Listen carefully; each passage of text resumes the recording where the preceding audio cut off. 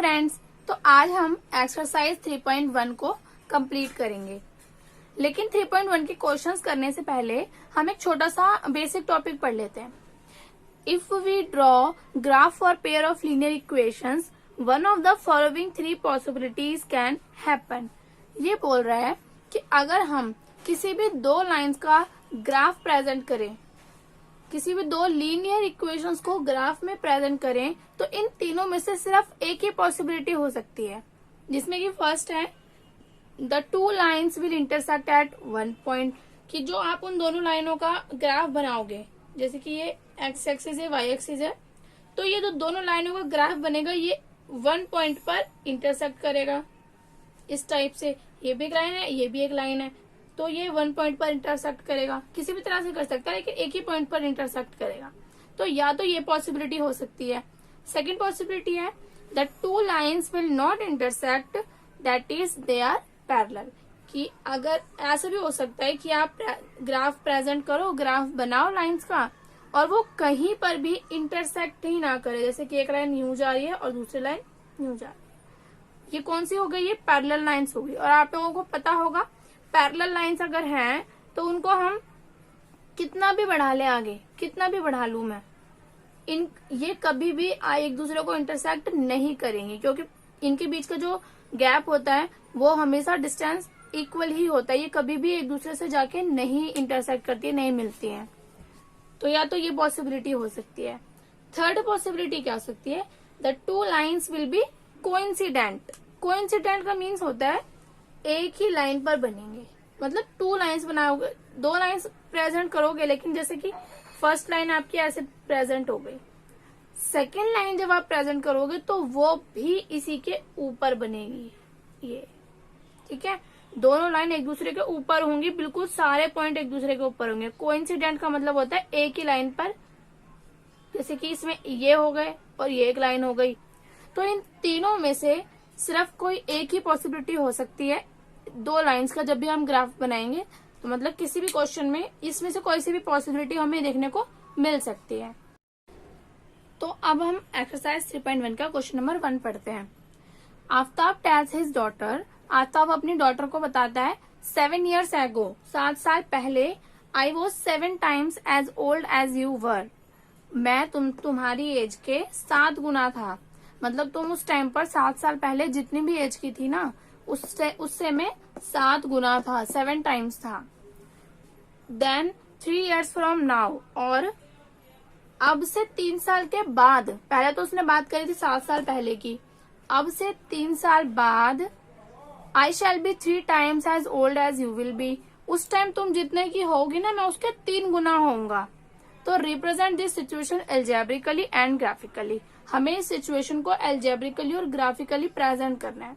तो जैसे कि मैंने बेसिक वीडियो में आपको सिखाया था कि एल्जेब्रिकली जब हम प्रेजेंट करते हैं तो हमें दो वेरिएबल चाहिए होते हैं। तो वो दो वेरिएबल हम अपनी सिचुएशन से ही लेट करते हैं, और वो किस चीज को लेट करते हैं? जो चीज मेन होती है, जो हमसे पूछेगा हम उसी को लेट कर लेंगे। तो यहाँ पर मेन क्या है? दोनों की एज है ना, तो हम उसी को लेट कर लेते हैं। तो हम लेट करेंगे प्रेजेंट की एज। बात तो 7 साल पहले और 3 साल बाद की हो रही है, बट हम प्रेजेंट की एज को लेट करेंगे। Let present age of Aftab, हमने मान लिया कि आफ्ताब की प्रेजेंट एज कितनी है? एक्स, ठीक है, एक्स ईयर्स, एज को ईयर्स में काउंट करते हैं। And present age of his daughter, और उसकी डॉटर की प्रेजेंट एज कितनी लेट कर लेंगे? वाई ईयर्स, ठीक है। हमें यहाँ से हमारे दो वेरिएबल मिल गए। अब हम सिचुएशन को देखते हुए इक्वेशन रेडी करेंगे। तो हम अपना सॉल्यूशन स्टार्ट करते हैं। हम लिखेंगे 7 years ago, 7 years ago according to question के अकॉर्डिंग 7 years ago कैसे सिचुएशन थी?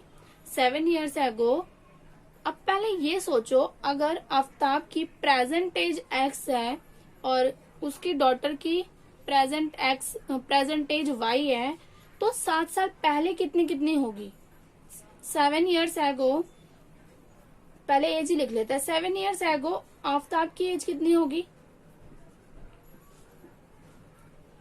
एज ऑफ आफ्ताब, अगर मान लो आज आप 20 साल के हो तो 7 साल पहले आप कितने के थे? 13 के थे ना। तो ऐसे ही आफ्ताब कितने का होगा? x माइनस 17 का। अभी वो x का है और 7 साल पहले वो कितने का होगा? x माइनस 17 का। और आफ्ताब की डॉटर कितने की होगी 7 साल पहले? बिल्कुल y माइनस 7। ठीक है, 7 साल पहले इतने के वो होने चाहिए। अब मैं इसको रफ कर रही हूँ क्वेश्चन। तो 7 ईयर्स एगो का डाटा अब हमारे पास आ गया कि आफ्ताब की एज इतनी है और उसके डॉटर की एज इतनी है। लेकिन अकॉर्डिंग टू क्वेश्चन उस टाइम हमें एक सिचुएशन दी हुई है ना, तो हमें उससे इक्वेशन बनानी है। तो इक्वेशन कैसे बनाएंगे? देखो, इक्वेशन बनाने के लिए आपको क्या करना है, सबसे पहले जो ये दो डाटा है ना, इसको इक्वल कर लो। ये हमारे लिए दो एक्सप्रेशन हो गए और इक्वल तो आएगा ही क्योंकि इक्वेशन बनानी है। चलो मैंने इनको इक्वल रख लिया। अब देखो क्या ये दोनों इक्वल हैं? आफ्ताब ने क्या बताया था कि 7 साल पहले जो आफ्ताब की एज है वो उसके डॉटर की एज से 7 गुना है। मतलब ये जो है वो इसके 7 टाइम्स है। मतलब ये तो बड़ा हुआ ना, इससे ज्यादा बड़ा ये हुआ। तो अब देखो ये बड़ा नंबर है, अभी ये छोटा नंबर है। तो ये इक्वल कैसे हो सकते हैं? जब ये इसके 7 गुना है तो इक्वल तो हो ही नहीं सकते। तो इक्वेशन बनाने के लिए, मतलब इनको इक्वल करने के लिए मुझे क्या करना पड़ेगा? इसको भी 7 से गुना करना पड़ेगा, है ना। हम इसको भी 7 से गुना कर देंगे, अब तो इक्वल है। ये तो पहले से ही इसके 7 टाइम्स था, मैंने इसको भी 7 से इंटू कर दिया। जैसे कि मान लो यहाँ है 3 और यहाँ है 21। 3 जो 21 है वो 3 के कितने कितने गुना है, कितने टाइम्स है? 7 टाइम्स है ना। 3 7 से 21 होता है। तो ये तो ऑलरेडी 7 टाइम है इसका। अगर मुझे इन दोनों को इक्वल करना है तो मुझे इसमें ऐसा क्या करूं कि इक्वल हो जाए? मैं इसको भी 7 से इंटू कर दूंगी। अब तो दोनों इक्वल हो गए ना, 21 इक्वल 21। तो मतलब मैं ऐसे इक्वेशन लिख सकती हूँ। तो इक्वेशन बनाते टाइम हमें यही करना है। ये अब हमारी इक्वेशन ऑलमोस्ट रेडी है। अब हम इसको थोड़ा सॉल्व कर लेंगे। ये इससे मल्टीप्लाई करेंगे 7y और इससे करेंगे तो 49। अब मैं इसको इधर लेकर आ रही हूँ सबको, क्योंकि मुझे इसको जनरल फॉर्म में लिखना है। देखो ये प्लस का है तो अपोजिट साइड जाके माइनस का हो जाएगा, ये माइनस का है तो ये प्लस का हो जाएगा। x minus 7y plus minus minus, तो प्लस का 42 हो गया। ये आ गई हमारी फर्स्ट इक्वेशन। ठीक है, अभी 2 इक्वेशन बनेगी, याद होगा आपको। अब दोबारा से अब देखो, अब दूसरा डाटा हमें कब का दे रखा है? 3 इयर्स लेटर का। तो अब मैंने लिख लिया 3 इयर्स लेटर, मतलब 3 साल बाद। ठीक है, 7 साल पहले और ये 3 साल बाद। अब हमारे अकॉर्डिंग अगर आफ्ताब की अभी की एज x है तो 3 साल बाद आफ्ताब की एज कितनी हो जाएगी? x प्लस 3 होगी ना। अगर अभी आप 10 साल के हो तो 3 साल के बाद आप कितने के हो जाओगे? 13 के हो जाओगे ना। तो आपने क्या करा? 10 में 3 ऐड कर दिए। ऐसे ही अगर वो अभी x का है तो वो कितने का हो जाएगा? x प्लस 3 का। और उसकी डॉटर कितने की हो जाएगी? बिल्कुल y प्लस 7 हो गया, y प्लस 7। अब अकॉर्डिंग टू क्वेश्चन अब देखते हैं सिचुएशन क्या थी। सिचुएशन ये थी कि आफ्ताब बोल रहा था कि 3 साल के बाद मैं तुम्हारी एज के 3 गुना हो जाऊंगा। तो दोनों की 3 साल की एज, 3 साल के बाद की एज कितनी है? x plus 3। दोनों को मैं इक्वल कर रही हूँ। अभी हमने दोनों को इक्वल कर लिया। अब देखो क्या ये इक्वल हैं? ये आफ्ताब की एज है और ये उसकी डॉटर की एज है। आफ्ताब ने बताया था कि मैं तुमसे कितना कितना टाइम्स होऊंगा? 3 टाइम्स। मतलब ये आफ्ताब की एज जो है इससे वो 3 गुनी है। तो ये तो इक्वल हुए ही नहीं ना। अगर ये 3 है तो ये 9 है। 3 3 जा 9, ये 9 है। तो ये इक्वल कैसे हुए?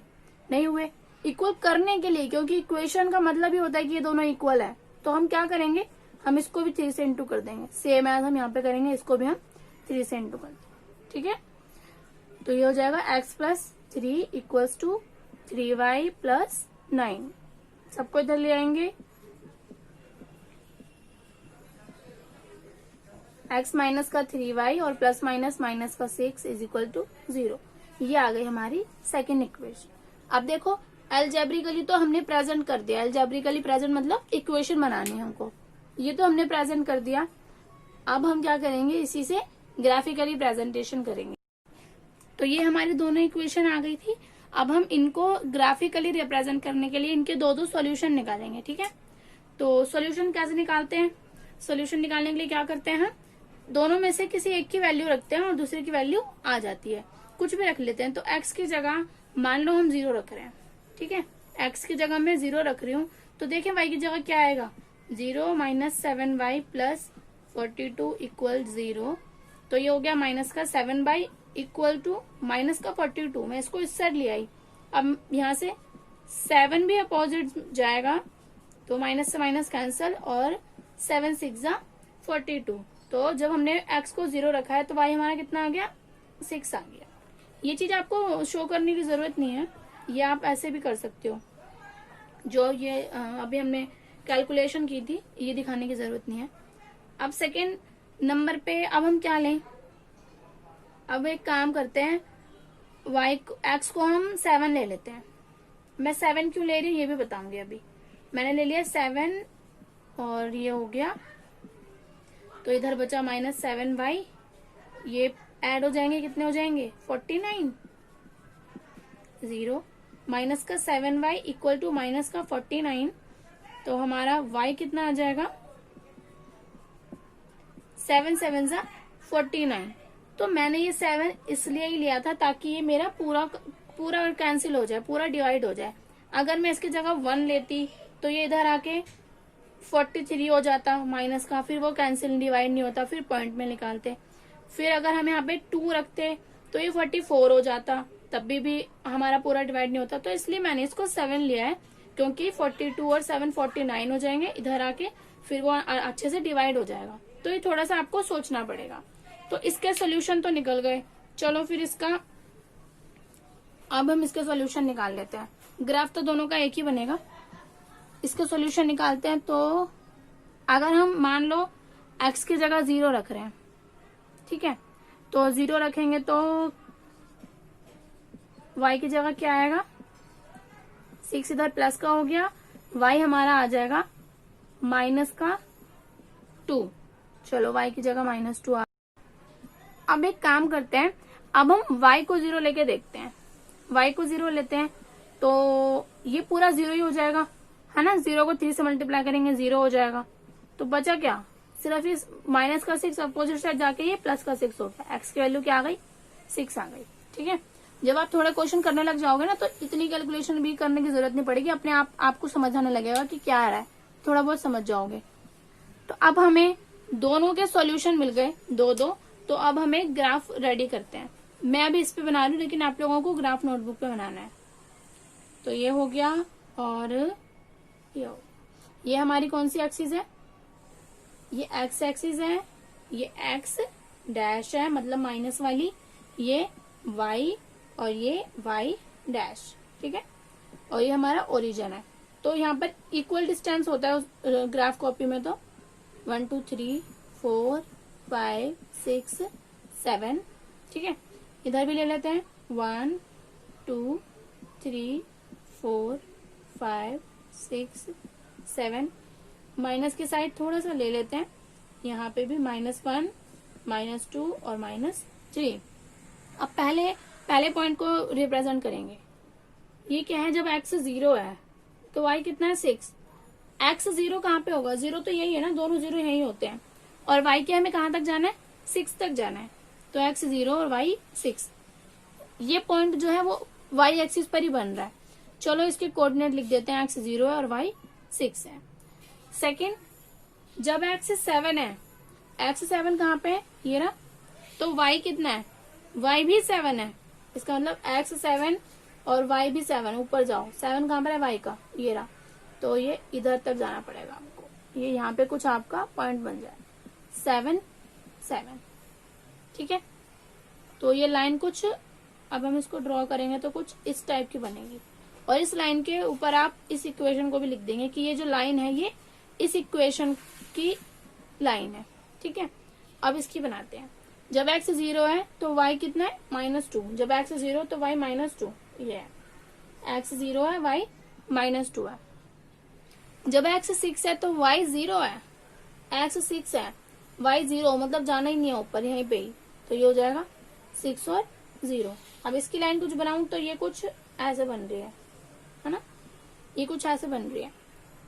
तो अगर आप देखें, अब हम इसके पहले इसके ऊपर लिख देते हैं इसकी equation, x minus 3y minus 6 is equal to 0। अगर आप देखें तो ये लाइन आगे जाके एक दूसरे को इंटरसेक्ट करेंगे। ये हो गया हमारा ग्राफिकली प्रेजेंटेशन। अब इसको ग्राफ पर दिखाने के लिए भी मैंने आपके लिए ग्राफ बना लिया है। तो ये, तो अब हम सेकंड क्वेश्चन पढ़ते हैं। The coach of a cricket team buys 3 bats and 6 ball for ₹3,900। एक क्रिकेट टीम का कोच है जिसने 3 बैट खरीदे हैं और 6 गेंद खरीदी हैं, कितने की, 3,900 रुपए की। लेटर, उसके बाद, शी बाइज अनदर बैट, वो जो कोच है उसने एक और बैट खरीदा है, and 3 more balls of the same kind for ₹1,300। अब उसने दोबारा से एक बैट और 3 बॉल खरीदी है उसी सेम तरह की 1,300 रुपए की दोनों। Represent this situation algebraically and geometrically. हमें इसको ज्योमेट्रिकली और एल्जेब्रिकली इस सिचुएशन को रिप्रेजेंट करना है। तो आपको जैसे कि याद होगा हम लेट करते हैं, तो लेट करने के लिए हमें इसमें 2 चीज क्या मिली है, एक तो हमें मिली है बैट की कॉस्ट और बॉल की कॉस्ट। तो हम लेट कर लेते हैं, let cost of 1 bat ₹X। मान लो एक बैट कितने का है, X रुपीज का है, एंड कॉस्ट ऑफ 1 बॉल, और 1 बॉल की कॉस्ट कितनी है, Y रुपए की है।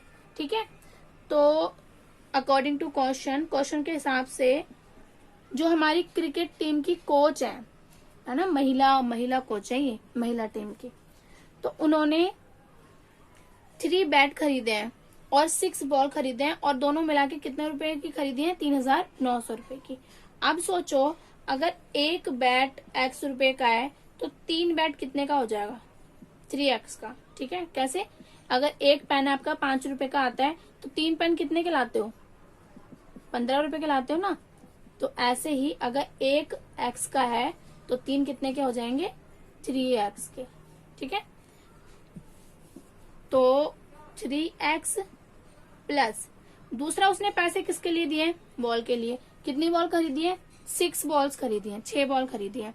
तो अगर एक बॉल Y रुपए की है तो 6 बॉल कितने की हो जाएंगी, 6Y की। ठीक है, अभी समझाया था एग्जाम्पल देखे, तो ये हो गया 6Y। दोनों मिला के कितने रुपए दिए, 3,900 रुपए। तो ये बन गई हमारी फर्स्ट इक्वेशन। ठीक है, अब हम सेकेंड इक्वेशन बना लेते हैं।